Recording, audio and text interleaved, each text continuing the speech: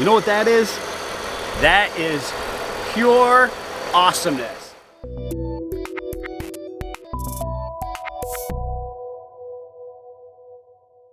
Folks, this is Tech Tuesday with Simpson Family Jeeps. I am Neil. We're going to do the walk around, but make sure you hold on so we can tell you more about this awesome Magnuson Supercharger. Per usual, I like to start out in the parking lot when it's nice and sunshiny. I've got my coffee, I'm ready to rock and roll and talk about all the cool things that we're doing in the shop. I appreciate all the feedback and people saying, hey, we really want to know a little bit more about a specific project. And so make sure you tune in or stay tuned in, and we'll tell you a little bit more about that Magnuson Supercharger. But before we do that, we'll talk a little bit about what we have in the parking lot. We've got some crawlover specials. And if you're unfamiliar with what our crawlover is, it is a comprehensive diagnostic, which is a little longer than an hour long, includes test drives, and one of our trained, skilled technicians, big documentation, and they really break apart the Jeep to understand what is going on with the general health of it. It's a really cool inspection that we offer to our customers for about $100. And we can really tell you what's good, bad, ugly, and we always jokingly say, we'll tell you everything you never want to know about your Jeep. So actually, we've got a bunch of Jeeps in for that. Represented in our parking lot, we've got Ohio, obviously, Pennsylvania, New York, Florida, obviously from Ohio all over the place, from Pennsylvania all over the place. And so we're gonna work through a little bit of those. Behind us, we've got some crawlovers, some runnability, general use vehicles.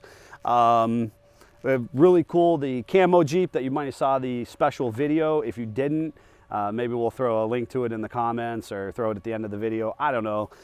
Savage did a really fun cinematic video of that specific Jeep.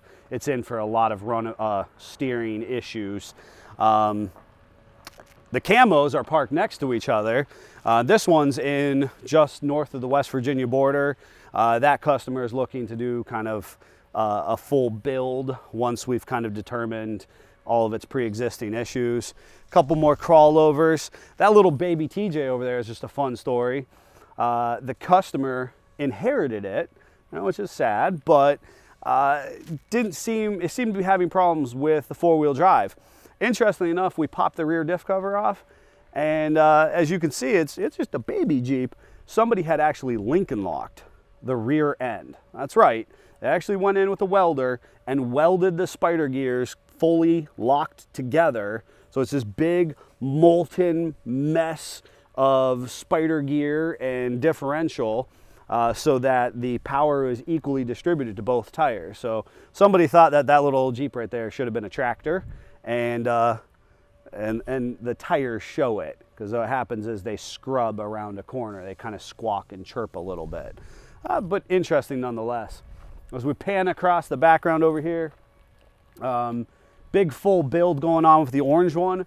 Really neat Jeep, and it gonna have all these fun color coded. What's cool about that one, and you'll have to look for it in the future, is we are doing one of the first Iron Rock off-road true 4-link front and rear long arm suspensions, and that's going to be done on that. The arms have been powder coated beautifully, and we're going to throw some new bushings in there and do a full steering and suspension all IRO. Big shout out to them. Great kit. Really happy to throw it under a Jeep and test it out. If you know my Jeep, Chuck Norris, I have a big IRO kit, but it's kind of completely different. This is something that you at home could do. It's a DIY friendly long arm kit for a JK. So we're excited to get our hands on that. RHD, trying to help out our US postal carriers. Got some runnability issues. We do it all, not just big tire wheel power adders, but we have a customer had it into 3 different shops. They've changed out 101 parts, and we were pretty quickly with that crawlover inspection able to figure out and determine a portion of the wire harness that needs to be addressed. And so we'll be working through that process. And then finally, I really like this TJ over here next to my derelict Dodge Ram. I really like this TJ. It's just what a Jeep should be. I'm classically cut from the 70s and 80s Jeep and truck industry. So I love those round lights up top on that A-pillar light bar. And it's got like little 31s, 32s on it. It just kind of rides clean. Personally, I've thrown polyurethane bushings in that. Not mine, customers, but I threw the suspension together. A pretty stock-ish suspension, but rides really nice. And it's just a really cool daily driver. Let's head inside and see what the guys are working on. We're wrapping up a number of very cool projects. Scott and Greg have both been working really diligently to finish up some big projects. The wagon that has been here, sad face, has left, but it is for sale, folks. And so if you know our big wagon, our Wagoneer project, it is ready to go to market. It will likely be displayed at Bantam Jeep Heritage Festival. So by the time you're watching this, you know, that's going to be days away. Make sure you make it there. It should be there. And if it doesn't sell in the near future, we might be taking it to Mecum. Be pretty cool. You'll have to watch in for that one. So the shop is, we've got vehicles out right now. As I mentioned, Scott and Greg are turning and burning. Jeff's out on a test drive. He'll probably be pulling in here shortly. At the beginning of the week, pretty cool work that Greg was doing here. We actually took this chassis. Customer had, you know, got this frame. It's very solid, and he had been working on it diligently. Got it all cleaned up. He went to set this driveline in, and he found out that it was actually a 4-cylinder frame, and he had a 6-cylinder, you know, driveline to go in it. So we purchased, well, actually he purchased these body mounts from Throttle Down Customs and got those shipped in to us. Greg did a great job of orienting. He did all the measurements.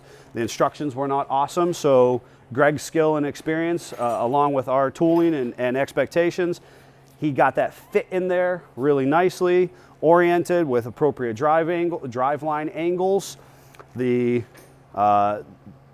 actually put this engine into the chassis like a bajillion times to make sure everything is fit correctly. And as he does that, he tacks the motor mounts, the frame side motor mounts in, and positions everything. He had to actually, you know, have a little gap and move them this way and move them that way, make sure everything was just right, and then finally pull it all out and then do a final burn in. So now this is ready to go back to its customer or to its owner, and so it's ready to rock and roll. I'm so stoked. This one has been in process for 5 months now, and Greg is making huge progress on it. We've gone through a couple different steering setups, and most recently we built this really beautiful drag link setup using Rusty's off-road components. It matches that Rusty's tie rod. Greg then went in and reoriented the anti-rock, the Rock Jock anti-rock here at the front, so that it clearances the drag link at full turn. There's actually a very specific procedure to that. And when customers come in, they've either done it themselves or they've had it into a shop that doesn't understand it the way that we do. We know immediately because it's all like cattywampus. And so you can see how the arm kind of goes straight back as far as that Rock Jock is concerned. Greg then cuts down the links specific to the application of the vehicle. So that means you couldn't take those links, even though, you know, they're Rock Jock anti-rock links, and just take them home and put them on another TJ, because they're specific to this vehicle and this vehicle's suspension movement. So compression and articulation. And so he has that all fit in there. And then this morning, he went ahead and he fit that PSC ram. You can see just behind his left knee there, and he's got that all bolted in, and he's snaked the hydraulic lines beautifully to the backside of the axle and up to the steering gear itself. So he's doing some fit and finish aspects on that. Scott has been diligently working on the hashtag not a restoration. The exhaust is gone. He has a beautiful exhaust somewhere in the building that he's been working on all day, and he's actually custom made the entire Y pipe out of pieces. He fits it, and then he pulls it out and he tacks, and then he welds and he cleans. And so he's got this beautiful exhaust going into the hashtag not a restoration. That's huge.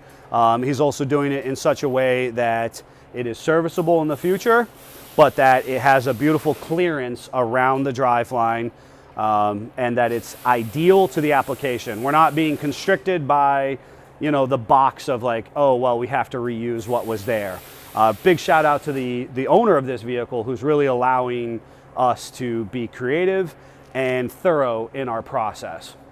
Additionally, behind me is this Jeep. This Jeep has had a lot of progress recently. The dash is almost 100% complete. This really cool, this really trick radio here, the speedo gauge, everything's ready to rock and roll. That gauge, that dash is near 100% at this point, and the wiring is coming together very nicely. The last thing I will note, this is a 2.4 Jeep. This started during the peak, the height of the pandemic, and that motor just flat out didn't exist. So it grenaded, bad things happened. There was like, I don't know, like an alien inside the piston, or just off the valves. It was very weird. And we sent it out to our engine shop. They actually did a fantastic job. They blew it all apart. They cleaned up the block. They actually bored it out a little bit. It's got a brand new head on it. And just recently, Jeff, who's not made an appearance on today's Tech Tuesday, he's out test driving. He actually got that all put in there, and that Jeep has fired up, ran beautifully. He's done a lot of the cleanup. So I'm really tickled because that Jeep is almost a full year in the making. Something really simple as an engine build, just an engine replacement, really. And it took a year, and that's tough. That's a tough pill to swallow, but it's the world we're living in, but it's done now. So pretty stoked up about that. All right, guys, we're gonna check out that Supercharger on the Magnuson like I promised. It's just wildly awesome. It's a great power adder as far as not pulling it, you know, pulling out your engine and throwing a Hemi or a V8 in there. So let's check it out, and I'll tell you a little bit about it. As promised, we said we were going to talk about this Magnuson Supercharger. This is just like one of the coolest JTs. Now, we get to work on a lot of big Jeep trucks, and if you know me, you know how much I love from vintage trucks to the new modern Gladiators. I love them. This is one of the best modifications you can make for horsepower without going straight to a Hemi or an LS. So there's several different Supercharger manufacturers on the market. We, along with the customer, chose the Magnuson because consistently Magnuson ranks out early for the highest torque band. So the two big things about owning a Jeep is, or any type of vehicle, is horsePERS, so that horsepower that the Jeep is capable of putting out, and the torque, right? So the idea of pulling the house and how far you pull it. Torque is what allows you to actually pull the house all the way down the track. And Magnuson, the Magnuson Supercharger, gives you the highest torque band rating of any of the aftermarket supercharger options. So you can see they have the whole new intake. We have this sweet machine pulley up here. All of this apparatus is new to the system. Now, this Jeep is pretty unique because it has 10 pounds of stuff stacked into a 4-pound sack. The customer has the Genesis dual battery setup, the snorkel, a full PSC steering system. We've actually eliminated the electric over hydraulic system and gone with a PSC cast iron steering gear. And it is, as you will see, riding on 40s at this point. So, and we've done the gears with 488 gears at this time. Customers trying that out, and maybe in the near future he'll go to tons and a deeper gear ratio. But a very cool process. We've taken a lot of pictures. We can communicate back to people. I personally ended up doing a lot of the tuning with Magnuson and doing some of the CAN tune and computer monitoring. And at this point in time, I feel very confident that the customer is going to get a lot of longevity out of this application. And it is arguably one of the more maintenance free with the most highly engineered aspects. So when I say that, when we do a conversion, whether it's LS or Hemi, there tends to be like little quirks. And so sometimes that's the shifter to operate with that GM transmission. It's just a little bit, it's a little bit off. Or if it's, say, a Hemi conversion, we're dealing with a little bit of a different fan control. What's neat about this is we're unlocking 100 plus horsepower and torque rating, and we're doing it all in a very stock application. The computer continues to control everything. Our shifters are same or normal as they were previously, and we can continue to kind of marry all those normal Jeep goodies under the hood as if it didn't have the horsepower adder to it. So very cool option, in that allows people who maybe aren't ready to rip their entire engine out and throw a V8 in to get that horsepower, gain some of that power band and that torque band back that we lose when we go to big tires, or that you just want to gain in general. So a really cool one. Make sure you look for this out on the trails. Big overlander. And so this will be a nice application for him going forward. All right, guys, if you have any questions, make sure that you like and subscribe. Follow us on our podcast. Check out our other videos.